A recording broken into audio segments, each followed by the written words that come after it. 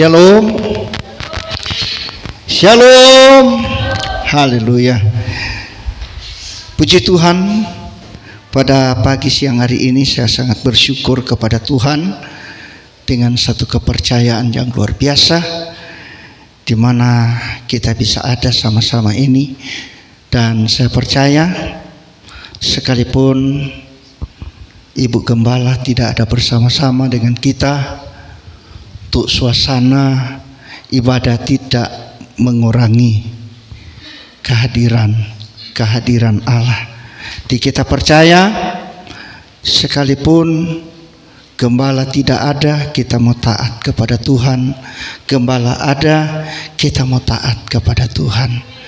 Karena tujuan kita ada di sini, kita datang beribadah bukan kepada manusia, tetapi kepada Tuhan. Haleluya. Nah, Bapak Ibu kekasih dalam Yesus Kristus, saya percaya bahwa ini ada tujuan Tuhan yang indah dan luar biasa bagi kita. Kalaupun yang lain tidak berkesempatan untuk hadir, saya mau katakan bahwa mereka sangat rugi. Karena memang hari-hari ini Tuhan mulai memberitahukan semua tujuan-tujuan Tuhan bagi kita, supaya kelak kita akan menikmati dan merasakan bahwa kasih Tuhan itu luar biasa. Nah, Bapak Ibu kekasih dalam Yesus Kristus, mari hari-hari ini masih dalam suasana Paskah, dalam kita terus memperingati kematian dan kebangkitan Yesus. Amin. Pujian-pujian yang mengantar ibadah kita semua berbau Paskah. Amin. Luar biasa. Sangat memberi motivasi bagi kita bahwa sesungguhnya Yesus yang sudah lahir untuk kita, Yesus mati untuk kita, dan Yesus bangkit untuk kita. Harapan kita bahwa Yesus juga naik duduk di sebelah kanan Allah Bapa untuk kita semua. Ada amin. Saudaramu taat kepada Yesus, saudaramu setia kepada Yesus, mau bertekun sampai langkah terakhir. Haleluya. Nah, firman Tuhan yang saya akan tengahkan bagi kita semua, saya ambil di dalam Roma pasal yang kelima ayat 8, ayat 10 dan ayat 11. Roma pasal yang kelima ayat 8, ayat 10 dan ayat yang ke-11. Oke, Bapak Ibu duduk saja, saya akan bacakan. Bapak Ibu bisa ikut kalau ada Alkitab suci di tangan, HP. Mari buka dengan penuh sukacita. Katakan dalam nama Yesus, aku membaca firman-Mu. Oke, semua sudah dapat. Jadi kalau tidak bawa Alkitab, di layar membantu kita untuk membaca. Oke, saya akan baca, Bapak Ibu akan ikut. Roma pasal 5 ayat 8, loncat 10 dan ayat yang ke-11. Akan tetapi Allah menunjukkan kasih-Nya kepada kita oleh karena Kristus telah mati untuk kita ketika kita masih berdosa. Ayat 10. Sebab jikalau kita ketika masih seteru diperdamaikan dengan Allah oleh kematian anaknya, lebih-lebih kita yang sekarang telah diperdamaikan pasti akan diselamatkan oleh hidupnya. Dan bukan hanya itu saja, kita malah bermegah dalam Allah oleh Yesus Kristus Tuhan kita, sebab oleh Dia kita telah menerima perdamaian. Ada amin. Nah, puji Tuhan, berbahagialah kita semua yang sudah membaca dan mendengarkan firman Tuhan. Dan mari kita perlu simak, dengarkan remanya, tujuannya, bahwa apa kata kebenaran firman Tuhan bagi kita sebagai umat-umat yang percaya kepada Tuhan. Nah, di dunia ini orang percaya, orang tidak percaya sedang banyak mengalami krisis kasih. Istri terhadap suami, suami terhadap istri, orang tua berdua terhadap anak-anak sering mengalami krisis kasih.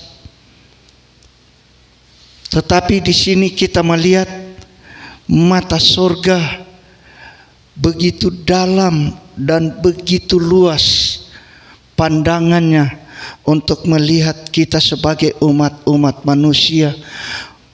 Manakala kita manusia yang sudah terkapar oleh dosa dan sudah tidak lagi punya pengharapan untuk mendapatkan surga, untuk mendapatkan sebuah kehidupan yang indah bersama Allah, karena oleh sebab dosa kita sudah dijuluki kita adalah orang yang mati di hadapan Tuhan. Tetapi sesungguhnya firman Tuhan dia berkata, akan tetapi Allah menunjukkan kasih-Nya kepada kita oleh karena Kristus telah mati untuk kita ketika kita masih berdosa. Hal yang luar biasa. Ini bukan karena Paulus dia ada seorang puisi yang suka menciptakan kata demi kata untuk merangkaikan supaya mensurgakan telinga. Tidak, tetapi ini ada satu ilhaman, ada wahyu dari Tuhan untuk sampaikan, dan dia mulai catat sehingga Paulus ini dia mulai menyampaikan isi hati Tuhan ini. Sehingga Paulus ini adalah seorang yang sangat dikenal oleh kalangan dunia Kristen dimanapun berada di dunia ini. Kenapa? Karena begitu luar biasa. Paulus tak kalah dia adalah orang yang berdosa, dia tidak pernah hidup bersama-sama dengan Yesus. Dia sedang bertekun dalam pengajaran ahli Taurat, berguru kepada Gamaliel, seorang guru Yahudi yang besar, penganut Taurat yang begitu tegas. Sehingga dengan Taurat ini yang terus menguatkan sebuah keyakinannya bahwa apa yang dia lakukan, dia berkata itu tidak bercacat celah di hadapan Tuhan. Padakala dia datangin kepada orang-orang Kristiani di zaman itu, dia membunuh, dia memusnahkan, dia menarik, penjarakan. Dia bilang itu tidak ada kesalahan karena dia sebagai seorang guru Taurat, penganut yang sangat luar biasa. Tetapi di sini kita lihat dia mulai membukakan bagaimana tak kalah Kristus menangkap dia, tak kalah Kristus memerdekakan dia dengan suara yang begitu merdu, Saulus, Saulus, mengapakah engkau membunuh aku? Wah, kaget dia. Aku bukan membunuh engkau. Tetapi itu ada satu panggilan yang luar biasa. Sehingga dengan ketika dia mulai tercelik mata hatinya, dia mulai terbuka mata rohani, dia mulai mengerti dengan pikirannya yang telah dibukakan oleh Allah, bahwa sesungguhnya inilah anak Allah, yang adalah Yesus yang datang berbicara dalam pribadinya. Maka dengan itu Bapak Ibu, kita percaya sekalipun manusia yang ada di kolong langit ini sedang mengalami krisis kasih yang ada di dalam dunia ini sudah makin tawar, sudah semakin dingin oleh sebab dosa. Akibat dosa, dinginlah kasih umat manusia. Matius 24 ayat 12. Itu luar biasa. Tetapi dalam Yohanes pasal 3 ayat yang ke-16, Yohanes 3, 16 dan 17 saya bacakan buat kita. Karena begitu besar kasih Allah akan dunia ini, sehingga ia telah mengaruniakan anaknya yang tunggal, supaya setiap orang yang percaya kepadanya tidak binasa, melainkan beroleh hidup yang kekal. 17.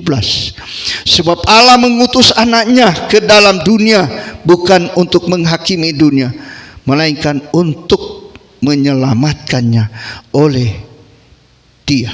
Wah, luar biasa. Ini kasih Allah nyata bagi kita,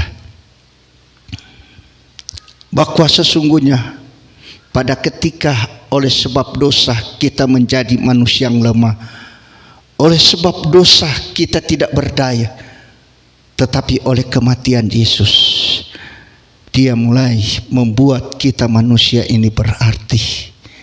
Jadi kekasih dalam Yesus Kristus di zaman Taurat, bahwa kita adalah orang-orang yang tidak terpanggil.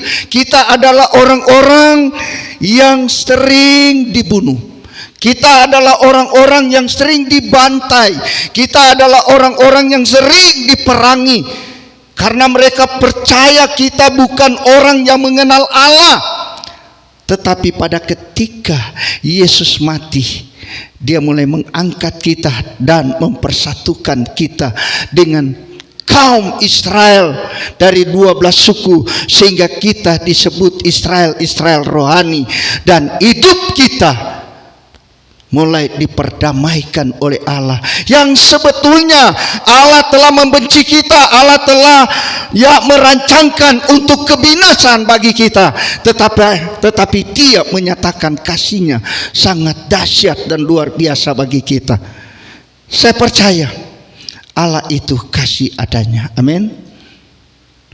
Allah itu kasih adanya. Tidak ada seorang manusia pun yang betul-betul sering Dia panggil, sayang, aku cinta padamu, aku kasih padamu. Adakah dia rela mengorbankan segala sesuatu dalam hidupmu? Tetapi hari-hari ini, baik bapak-bapak, ibu-ibu sering mengalami krisis kasih. Krisis kasih di dalam rumah tangga.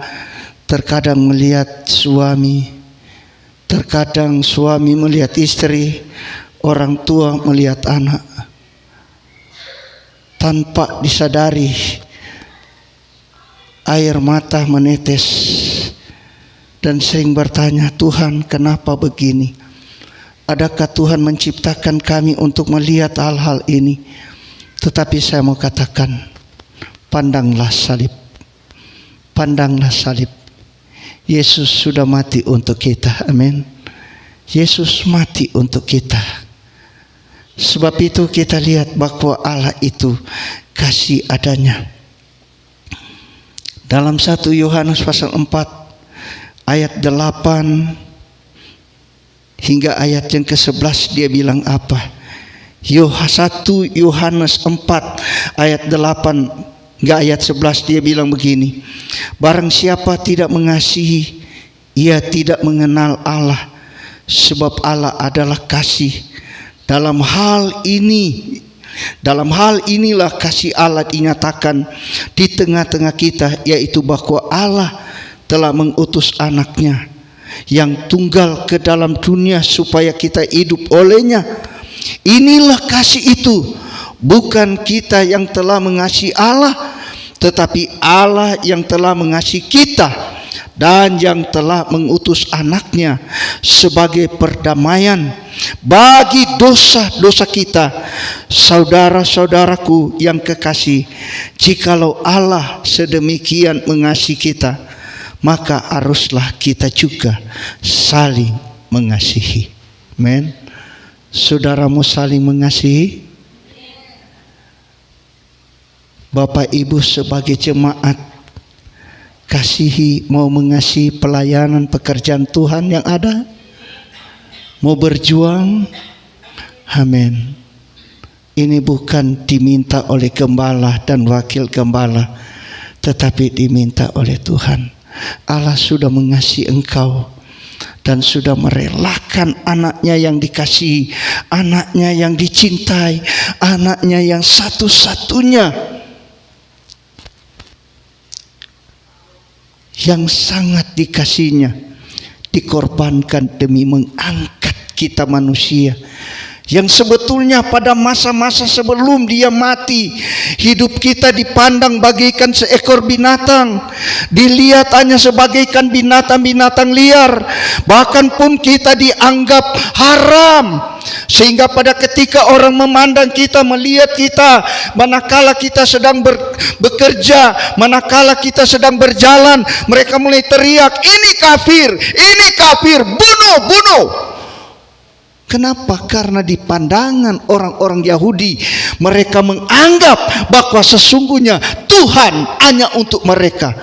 Tetapi bagi kita, mereka tidak menganggap, tetapi kematian Yesus, Dia mengangkat kita, Dia mengangkat derajat kita, sehingga Yahudi tetap memandang kita bahwa kita adalah saudara darah daging di dalam Yesus, di dalam Tuhan. Ada amin. Ini hal yang luar biasa yang perlu kita merelakan. Tunjukkanlah kasih sehabis-habis. Jika kita mau mengasihi Tuhan, kita tidak akan memandang remeh siapapun. Dikala kita mendengar firman, kita mau tangkap firman itu. Dikala kita melihat siapa yang berdiri untuk menyampaikan firman, kita mau tatap bahwa dia membawa berita suara Allah yang akan menyegarkan iman kita, supaya kita percaya dan yakin bahwa sesungguhnya kita bukan orang yang terbuang. Amin. Allah kasih adanya. Amin. Ayat yang ke-8. Barang siapa tidak mengasihi, ia tidak mengenal Allah, sebab Allah adalah kasih. Saudara mau mengasihi Tuhan? Sungguhnya kita dikenal oleh Tuhan. Ketika kita dikenal oleh Tuhan, kita tidak perlu datang kepada Tuhan, Shalom Tuhan, I love you Yesus. Dia tidak bisa bilang, aku juga kenal kamu. Tetapi sejauh-jauhnya Dia sudah melihat kita semua, dan Dia sudah kenal pribadi lepas pribadi. Dan sesuatu yang kadangkala memberatkan dalam hati perasaan kita, Dia kenal. Makanya Dia datang untuk mengasihi kita. Kita perlu tahu tujuan kematian Yesus Kristus di kayu salib. Dalam Matius pasal 27 ayat 50 hingga 53, Dia bilang begini, Yesus berseru pula dengan suara nyaring, lalu menyerahkan nyawanya. Dan lihatlah, tabir bait suci terbelah dua, dari atas sampai ke bawah, dan terjadilah gempa bumi, dan bukit-bukit batu terbelah, dan kubur-kuburan terbuka, dan banyak orang kudus yang telah meninggal bangkit. Dan sesudah kebangkitan Yesus, mereka pun keluar dari kubur, lalu masuk ke kota kudus, dan menampakkan diri kepada banyak orang.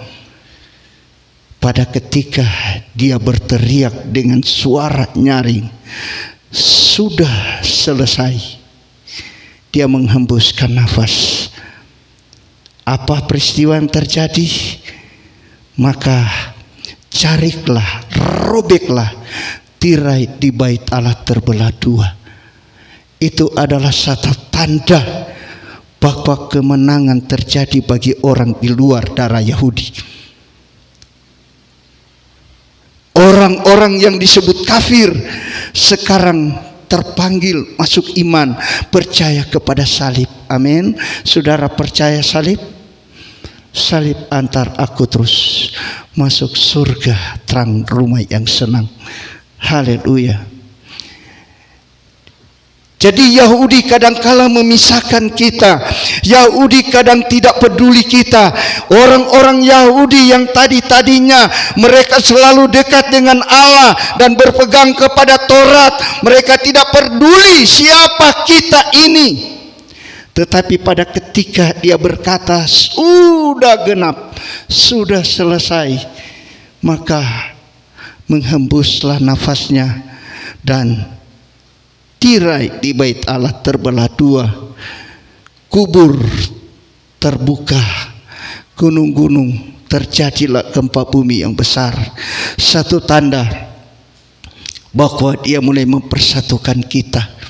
Dahulu untuk menghadap Tuhan hanya khusus imam-imam besar, pun hanya 1 tahun sekali. Apalagi orang kafir, apalagi kita. Tidak ada. Umat-umat hanya tunggu di depan pintu kemah untuk setelah imam besar sudah menyampaikan tahun Grafirat, melaksanakan pekerjaan imamatnya di tabernakel hanya 1 tahun sekali. Di saat itu dia masuk sampai ke kamar maha suci. Dia datang kepada tabut perjanjian, dan sesudah itu dia keluar. Dia berdiri di pintu kemah sambil memberkati umat-umat. Umat-umat tidak melihat Tuhan, bagaimana rupanya Tuhan, bagaimana suaranya Tuhan. Umat-umat tidak pernah mengetahui dia sebagai seorang iman datang untuk memberkati kita. Pada ketika sesudah dia melaksanakan tahun Grafirat, tetapi pada kematian Yesus Kristus dia memulai membuka, sehingga dia katakan tirai di bait Allah mulai terbelah dua, tanda bahwa dia membuka jalan bagi kita untuk masuk memandang kemuliaan Tuhan, bisa mendengar firman Tuhan. Haleluya. Ketika kita datang beribadah, jangan remehkan suara Tuhan. Jangan remehkan. Terlalu rugi bagi kita. Saya sampai tadi malam jam 2 lewat, saya bertekun, Tuhan, apa yang saya harus mau bawa? Pagi-pagi saya bangun, saya bergumul. Sesudah itu saya berkemas untuk mandi. Di saat saya mandi, muncul lagi, Tuhan, ada apa ini Tuhan? Tapi saya diam-diam. Saya bilang, Tuhan, kalau saya pun mau mati-mati saja. Tetapi saya cuma bilang, Tuhan, hari ini saya mau melayani. Saya mau melayani. Makanya Bapak Ibu, mari kita terus pegang arti dari hal kematian dan kebangkitan Yesus, membawa satu keunikan bagi gereja, membawa satu kebahagiaan yang begitu besar untuk menuntun jalan iman kita, supaya kita mencapai jalan dorosa. Sekalipun berat, sekalipun kita berkata, Tuhan, aku tidak mampu, aku hanya sendirian, tetapi Tuhan dengan belas kasihan melihat kita, dan dia datang menyapa, dia datang menjamah, dia datang memberi kekuatan bagi kita, sehingga kita boleh bangkit lagi untuk melihat kemuliaan Tuhan yang luar biasa. Jadi kematian Yesus mendamaikan antara Allah dengan manusia. Tirai di bait Allah terbelah dua, dari atas ke bawah. Dan pada waktu itu orang yang mati dari zaman Adam dan Hawa, Abel dan Kain, semua adalah orang-orang yang disebut orang benar dan orang yang tidak benar. Semua pada kala mereka mati dikurung dalam sebuah satu gua, itu yang namanya gua maut. Tetapi pada ketika Tuhan Yesus mati, dia mulai memisahkan orang yang mati dalam Tuhan, kubur-kubur terbelah. Dan pada ketika Yesus bangkit, bangkitlah orang-orang yang mati dalam Tuhan dan pergi ke tempat yang kudus. Makanya Bapak Ibu, hari-hari ini dia mulai bedakan, dia mulai pisahkan orang yang setia dan taat sampai tetesan darah terakhir, mati karena kebenaran, mati karena Tuhan. Ada penghargaan yang luar biasa. Saat engkau menghembuskan nafas, engkau akan dibawa ke Yerusalem, rumah yang kudus, berjumpa dengan Allah. Tetapi orang-orang yang mati oleh karena dosa, mati oleh karena persinahan, mati oleh karena alkohol, mati oleh karena judi, mati oleh karena perbuatan-perbuatan jahatnya, saat itulah dia dibawa ke liang api yang penuh dengan penderitaan, sehingga mulai saat itulah dia mati. Dia mulai berteriak, Tuhan, aku haus.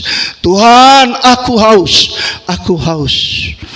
Betapa penderitaannya dia harus alami. Makanya mari Bapak Ibu, kita belum pernah melihat, belum pernah merasakan neraka, tetapi kali ini firman Allah mengingatkan kepada kita bahwa kelak pada ketika Yesus mati, dia mulai pisahkan orang kudus dan orang yang berdosa. Itu sebabnya mari berjuang. Berjuang terus karena Yesus. Yesus sudah berjuang karena kita, dan kita berjuang terus demi saudara-saudara kita, demi suami kita masih terlengai, masih terayung-ayung oleh karena indahnya dunia ini. Masih mungkin berpikir, untuk apa saya mau gereja sementara istri anak-anak tidak punya nafkah hidup. Biarkanlah kamu yang ke gereja, saya ajak nongkrong dulu.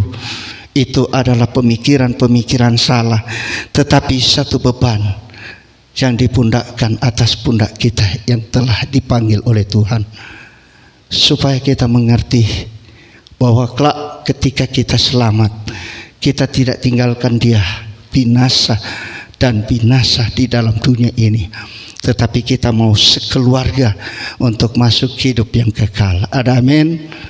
Mari, firman ini dahsyat dan luar biasa, kembali mengingatkan bagi kita. Makanya kita sekali lagi di dalam perjuangan ini, dalam menghadapi langkah-langkah iman kita, seperti apa yang kita katakan tadi, bahwa sungguh terlalu berat perjuangan ini Tuhan. Tuhan, aku tidak mampu, aku tidak sanggup hadapi semua. Tapi saya mau sampaikan kepada Bapak Ibu, tetaplah teguh imanmu, tetaplah bertahan, tetaplah berjuang. Amin. Tetaplah teguh, tetaplah bertahan, tetaplah berjuang.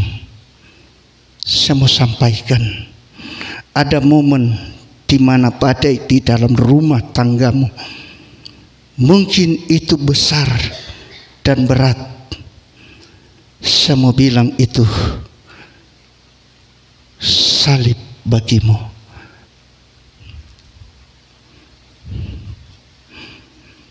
Ada momen di mana anak-anakmu mengguncangkan imanmu luar biasa pada persoalan mereka.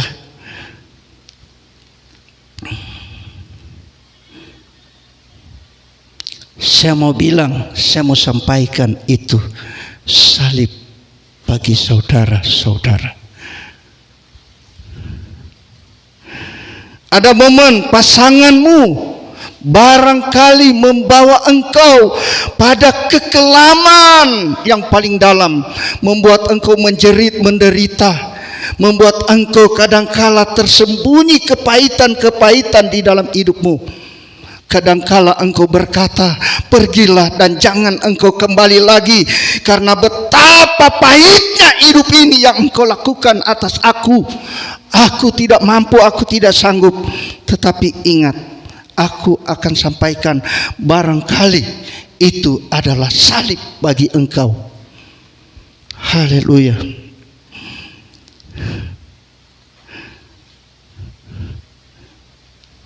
Jalani saja.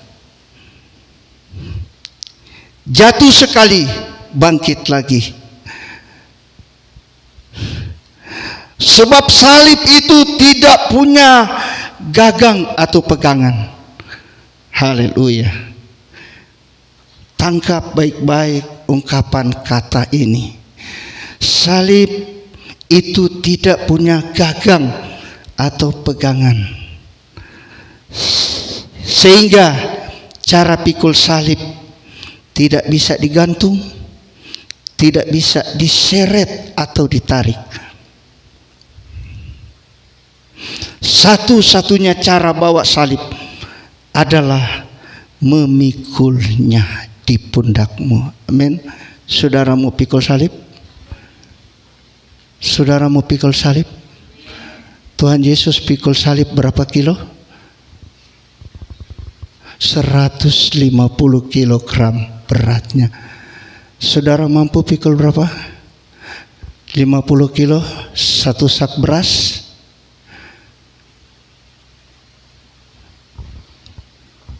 Berat pikulan.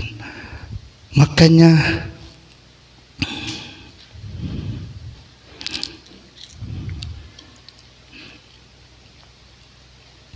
dan berbicara soal pikulan. Berbicara soal pikulan.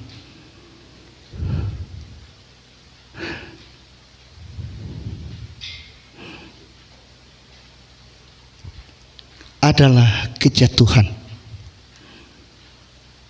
Saudara pernah jatuh manakala pikul salib? Pernah jatuh dalam genggaman kasih Tuhan? Pada ketika kita sedang berjalan mengiring Tuhan, saya mau iring Yesus, saya mau iring Yesus, meskipun aku susah, menderita, aku tetap mengiring Yesus. Dikala engkau sedang berjalan sambil di bahumu, di pundakmu ada beban salib, pernahkah engkau terjatuh? Haleluya. Kematian Yesus dan kebangkitan Yesus akan membuat engkau berarti. Maukah engkau jadi orang yang berarti? Berilah hidupmu dengan sungguh-sungguh kepada Dia. Bahwa hidupmu sedang ditata, hidupmu sedang dibentuk, hidupmu sedang ada dalam prosesnya. Aku berkata, tetaplah, bertahanlah, dan berjuanglah. Karena bersama Yesus, perjuanganmu tidak akan menjadi sia-sia. Tetaplah di dalam Tuhan, berjuanglah di dalam Yesus. Dia berkata, segala jerih lelamu dalam persekutuan dengan Dia tidak akan menjadi sia-sia. Ada amin? Pegang baik-baik. Jadi persoalan pikul salib adalah berbicara tentang kejatuhan. Haleluya. Kalau kita diperhadapkan semua momen-momen yang ada, baik dalam pribadi kita, dalam kehidupan rumah tangga kita, dalam kehidupan memandang anak-anak, terkadang mulai muncul satu kebebalan, mulai muncul pemberontakan. Adakah kita mau berkata kasar kepada mereka? Ketika engkau mau tangkap perkataan saya, stop, diam, sabar. Karena di tangan Tuhan engkau sedang dibentuk oleh Tuhan menjadi manusia-manusia yang berharga dan mulia di matanya. Haleluya. Memang berat perjalanan hidup kita hari-hari ini. Melihat dunia semakin manis, dan ada di antara kita mulai tertarik kekasih yang kita cintai, yang kita sayang, sampai kita mau menyatu dengan dia. Dan di gereja pada ketika diteguhkan, seorang pendeta berbicara, sampaikanlah ikrar perjanjian rumah tanggamu. Sehingga mereka mulai berkata, hanya maut yang bisa memisahkan aku. Tetapi dunia begitu indah dan manis, tanpa kita menyadari hidup kita mulai berjalan tertati-tati, hidup kita mulai berjalan terseok-seok oleh karena penderitaan batin. Sehingga ada orang Manado mulai menyampaikan sebuah pepatah, lebih baik engkau tonjok aku sampai bengkak daripada engkau menyinggung hatiku. Itu satu sakit yang dahsyat, yang luar biasa, yang sungguh tidak mampu. Tangisan menjerit siang malam. Tetapi aku mau berkata kepadamu, bangkit dan berdiri. Sebab Yesus mati dan bangkit berarti bagi engkau. Amin. Yesus tidak akan membiarkan engkau. Yesus adalah Allah yang pengasih penyayang, yang selalu membalut engkau dikala engkau dalam penderitaan. Ingat Roma 14 ayat 8-9. Saya akan bacakan bagi engkau. Dia berkata begini, sebab jika kita hidup untuk Tuhan, dan jika kita mati untuk Tuhan. Jadi baik hidup atau mati, kita adalah milik Tuhan. Sebab untuk itulah Kristus telah mati dan hidup kembali, supaya ia menjadi Tuhan, baik atas orang-orang mati maupun atas orang-orang hidup. Haleluya. Demikianlah firman Tuhan. Kiranya kita diberkati oleh Tuhan. Haleluya.